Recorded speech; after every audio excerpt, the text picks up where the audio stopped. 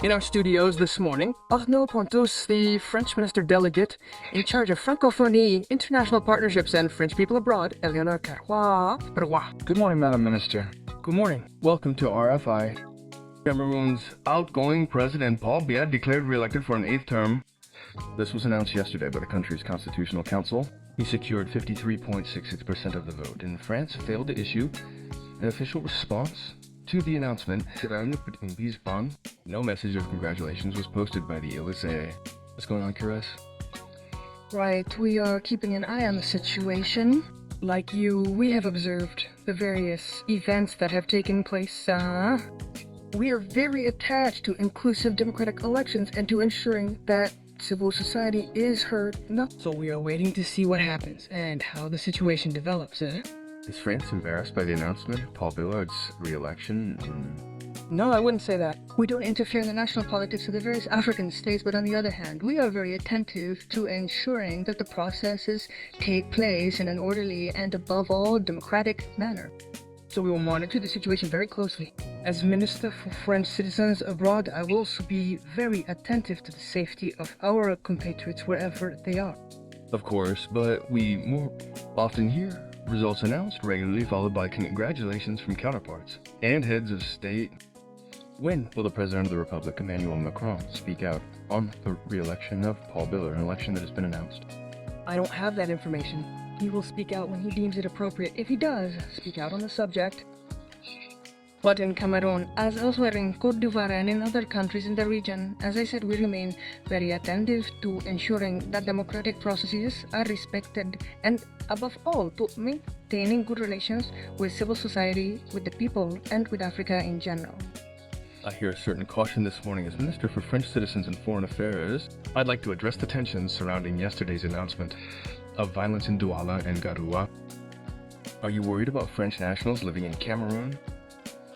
In any case, I am following the situation very closely, and as you know, our diplomacy is extremely responsive and has the safety of our compatriots at heart, first and foremost.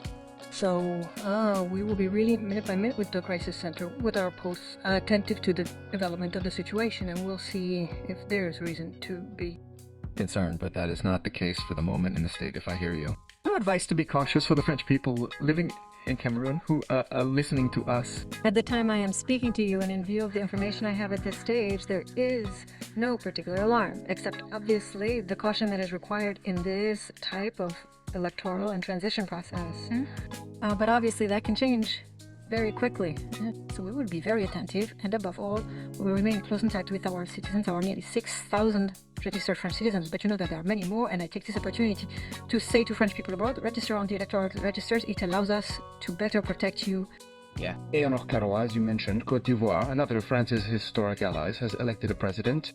Alassane Ouattara was the clear winner of Saturday's election with 89.77% of the vote, according to the provisional overall results released by the Independent Electoral Commission.